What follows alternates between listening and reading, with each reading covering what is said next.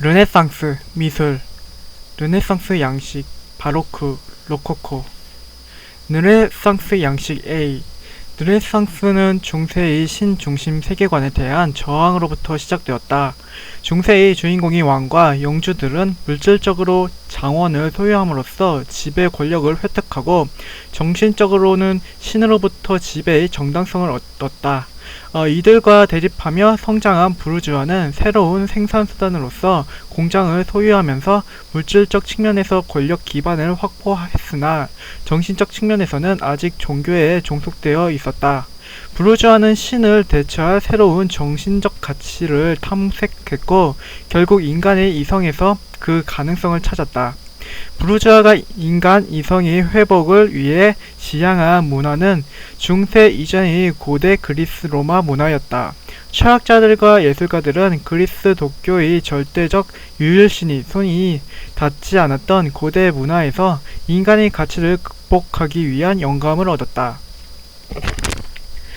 물론 실제로 고대 그리스 로마의 문화가 완벽한 인간 중심의 문화였는지는 의심스럽다. 당시에도 종교로서 신화가 인간에게 강력한 영향력을 미치고 있었기 때문이다. 하지만 그럼에도 불구하고 고대가 인간 중심의 문화로 평가받을 수 있었던 것은 중세의 절대적이고 초월적인 그리스도교적 신에 비해서 고대의 신들은 충분히 인간적인 모습을 하고 있기 때문이다. 신화 속의 신들은 그리스인들과 동시대를 함께 살아가는 인간적인 존재들이었다. 교회와 유일신에 대항하는 인간적 가치가 필요했던 부르주아들은 고대 사회로 관심을 돌렸고 고대 문화들을 재탐색하는 분위기가 학계와 예술가를 장악하기 시작했다. 이를 르네상스라고 한다. 르네상스는 부활, 다시 태어남을 뜻하는데 여기서 부활과 재생은 고대 문화의 부활과 재생을 말하며 동시에 인간적 가치의 부활과 재생을 의미한다. 이탈리아에서 시작한 이 문예 부흥 운동은 전 유럽을 확산되었다. 다만 14세기부터 16세기 사이에 일어났던 르네상스는 과도기적 측면이 컸다. 중세를 극복했다고는 하지만 아직도 종교적 측면에서 그리스도교의 영향력이 강하게 남아 있었고 경제적 측면에서도 자본주의를 도입하거나 이를 바탕으로 한 가시적인 계급적 변화는 나타나지 않았다. 그래서 최근에는 르네상스를 근대의 시작으로 보는 것이 타당한가에 대한 논란이 있었다. 르네상스를 근대의 시작보다는 중세의 마지막에 등장한 문화로 평가하고자 하는 견해가 그것이다. 우리는 다만 중세와 근대 사이에 르네상스가 있어서 신중심의 세계관에서 인간 중심의 세계관으로 변화가 시도되었다는 정도만 기억하면 되겠다.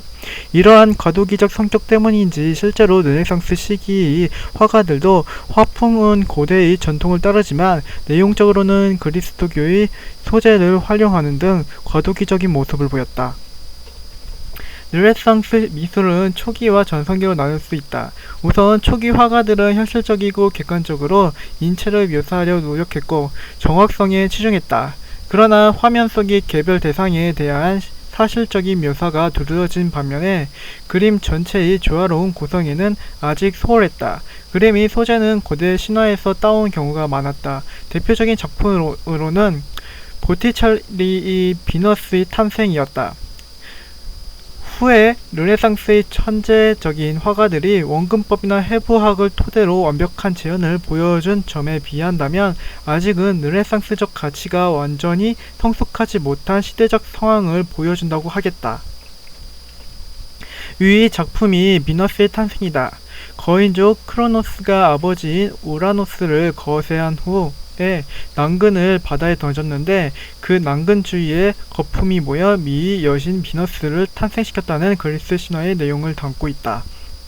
가운데에 비너스를 중심으로 왼쪽에는 바람의 신이 비너스를 해안으로 인도하고 있고 오른쪽에는 계절의 여신이 외투를 벗어 비너스를 맞이하고 있다. 이후 전성기의 르네상스 미술은 다른 어떤 시기보다도 많은 천재가 등장했다. 이 시기 작품들은 이성적 규칙을 통한 객관적인 정확성을 토대로 창작되었고 정확성을 토대로 창작되었고 동시에 조화와 균형이라는 미의 이념이 이상적으로 구현되었다. 이 시대를 대표하는 화가는 레오나르도 다빈치로 그는 15세기 중엽부터 16세기 초까지 활동했다. 여기서의 다빈치는 빈치에서 온이라는 뜻으로 실제 이름은 그냥 레오나르도다.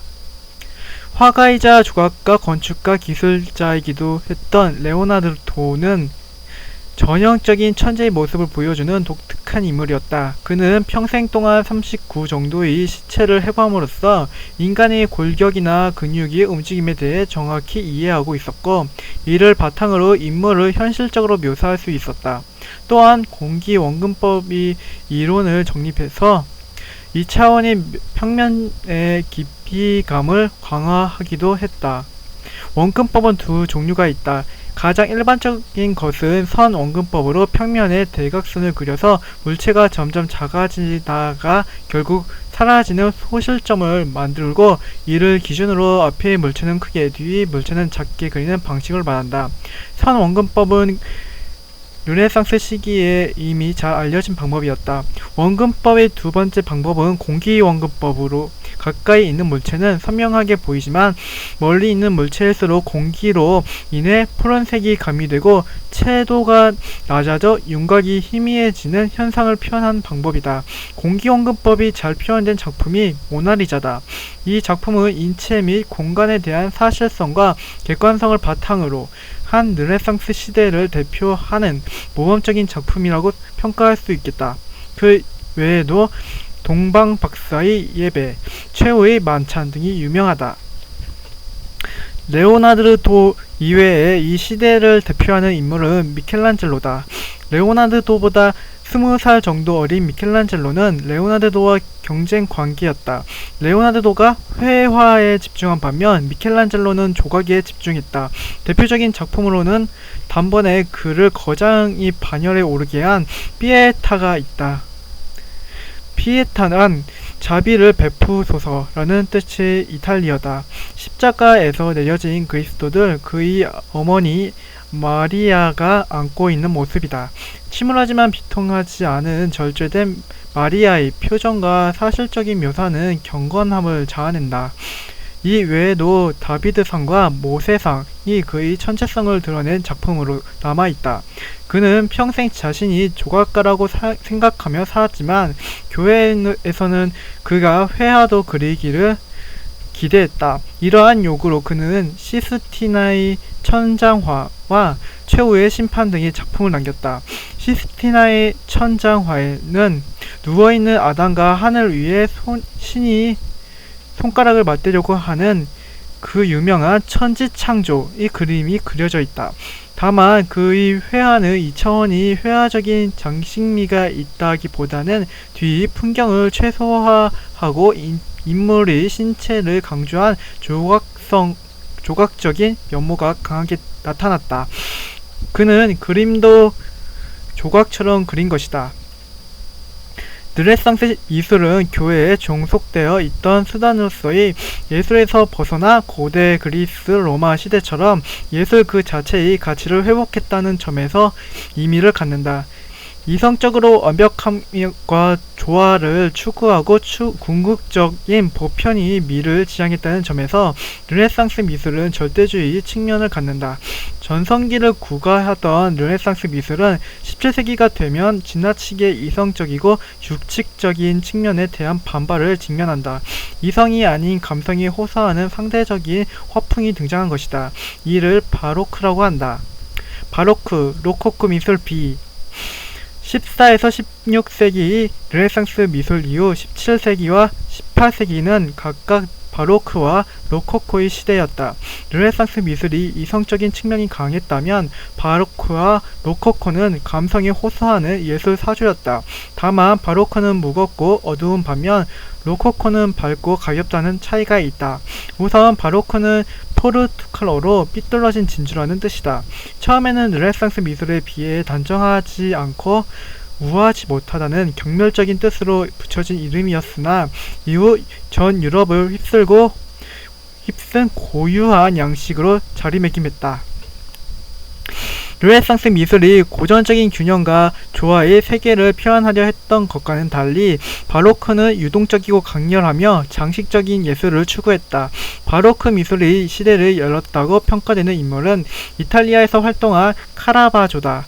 그의 대표 작품으로 홀로페르네스의 목을 치는 유디트가 있는데 그는 주의를 어둡게 하고 주인공에게 스포트라이트를 비춰 명암이 대비를 극대화함으로써 감상자가 정서적으로 강렬한 체험을 하게 했다. 이러한 특성은 이후 바로크 화가들에게 지대한 영향을 미쳤다. 강렬한 명암을 바탕으로 화려하고 역동적인 바로크 화풍은 루벤스에 이르러 정점을 이루었다. 루벤스는 바로크의 가장 대표적인 화가이며 작품으로는 십자가를 세움과 십자가에서 내려지심이 유명하다. 세 개의 패널로 그려진 이 대작은 살아 움직일 것만 같은 신체의 움직임과 역동성이 강렬한 색채와 함께 화려하게 그려진 작품이다. 특히 십자가에서 내려지심의 경우 영국 동화이자 일본 애니메이션으로 만들어진 플란다스의 개에서 화가를 꿈꾸던 주인공 네로가 그토록 보고 싶어 했지만 돈이 없어서 볼 수 없었던 그림으로 등장한다.